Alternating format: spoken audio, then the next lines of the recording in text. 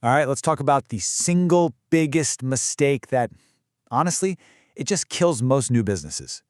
Today, we're going to be dissecting Ready, Fire, Aim by Michael Masterson. Now, this book lays out a pretty radical blueprint for scaling a business from zero to well over $100 million, and it does it with what I call clinical precision. So, I want you to imagine this. You spend your life savings, months of absolutely grueling work on what you think is a perfect business idea. You launch, and crickets. Nobody cares. This, right here, is the perfection trap, and it's the exact reason that most startups fail long before they even get close to their first million. But what if? What if you could guarantee demand before you even finished building the product?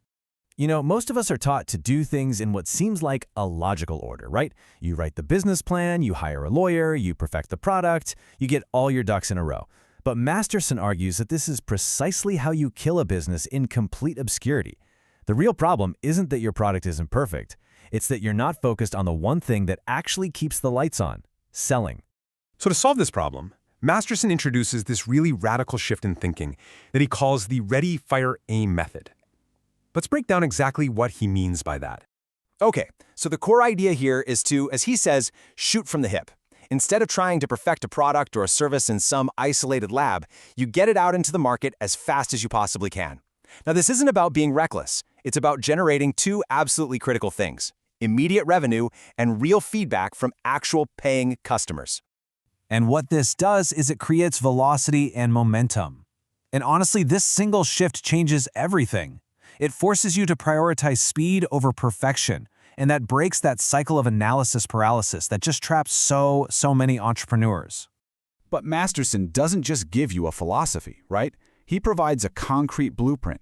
He actually breaks down the entire process of business development into 4 distinct stages. And here's the key: each stage has one overriding problem and one optimal solution. Okay, so here's the entire framework at a glance, and what I want you to notice is just how simple it is.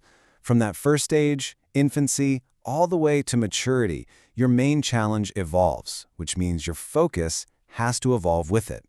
Let's break down each of these stages. All right, stage 1, infancy. This is from 0 to $1 million in revenue. And in this stage, you have one problem, and one problem only: sales. Seriously, forget the fancy office, forget the perfect logo, forget tweaking your website for the 100th time. Your entire single-minded focus should be on getting your product into your customers' hands.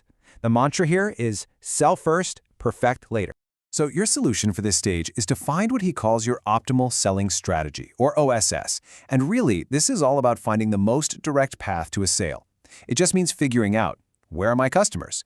What do they actually want? And how do I price my offer based on what's already working in the market? There is no need to reinvent the wheel here. Okay, so once you've got that cash flow, you enter stage 2, fast growth. And now your main challenge shifts from just getting sales to innovation. You need to leverage that ready, fire, aim velocity you've built to launch new products and launch them quickly. And Masterson recommends focusing on what he calls one-step removed ideas. Basically, things that are really closely related to your already successful core product. And to do this effectively, he gives you this really powerful tool called the Magic Product Cube. It's a framework designed for brainstorming profitable product variations, and it does this by analyzing 3 dimensions: the price point, the product type, and the level of service. It's basically a system for rapid, but more importantly, intelligent innovation. Now, as you start to scale past that $10 million mark, you hit stage 3, adolescence. And the primary problem here is, well, chaos. You've got bottlenecks everywhere. The business has just gotten too big for you to micromanage everything. So the solution is to shift your focus away from doing everything yourself to building an efficient machine. And that means hiring what he calls superstars and establishing real systems and protocols. And finally, we get to stage 4, maturity. This is when you're at over $100 million, and the business can actually function without your daily input. Your role evolves again, this time from being a manager to being a true CEO or a wealth builder. Your focus is now on the big picture strategy, maybe acquisitions, or even preparing for an exit. So that's the theory. That's the framework. But how do you actually apply this principle of imperfect action right now, today?